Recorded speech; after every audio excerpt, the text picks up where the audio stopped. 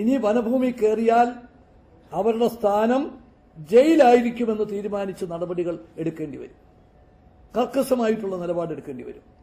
ആരുടെ സപ്പോർട്ടുണ്ടെങ്കിലും, ഏത് രാഷ്ട്രീയ പാർട്ടിയുടെ സപ്പോർട്ടുണ്ടെങ്കിലും ശക്തമായിട്ടുള്ള നടപടി കാര്യത്തിലെടുക്കേണ്ടി വരും. ജനങ്ങളുടെ എല്ലാ ഭാഗത്തു നിന്നുമുള്ള പിന്തുണ ലഭിക്കുമെന്ന് എനിക്ക് പൂർണ്ണ വിശ്വാസമുണ്ട്. നമുക്ക് ഒരു പ്ലസ് പോയിന്റ് ഉള്ളത് നമ്മുടെ വനസംരക്ഷണ രംഗത്ത് നമ്മൾ നേടിയെടുത്തിട്ടുള്ള ആ നേട്ടം, അത് നമുക്ക് എന്തു വില കൊടുത്തും നിലനിർത്തിയേ മതിയാവും.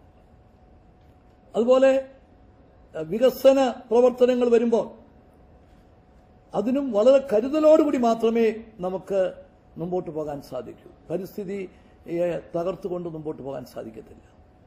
എമർജിംഗ് കേരള ഈ സെപ്റ്റംബർ 12 മുതൽ 14 വരെ നടക്കുക. കേരളത്തിൽ വലിയ പ്രതീക്ഷ ഉണർത്തിയിട്ടുള്ള ഒരു സംവിധാനമാണ് നമ്മൾ ഉണ്ടാക്കിയിട്ടുള്ളത്.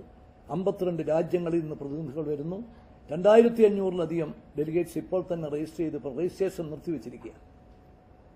വലിയ പ്രതീക്ഷയാണ്. പക്ഷേ അതിനെക്കുറിച്ച് പല ആശങ്കകളും ഉയർന്നു വരുന്നു. ഒരടിസ്ഥാനവുമില്ല. എമർജിംഗ് കേരളയിൽ വന്ന് പദ്ധതി വന്ന് അതങ്ങോട്ട് വന്നാൽ പിന്നെ ഒരു നിയന്ത്രണവുമില്ല, ഒരു പഠനവുമില്ല എന്നൊക്കെയുള്ള ഒരു ധാരണയാണ് ഇന്ന് വരുത്താൻ ശ്രമിക്കുന്നത്. എല്ലാ പ്രോജക്റ്റും അതിന്റെ നടപടിക്രമങ്ങളെല്ലാം പൂർത്തിയാക്കി.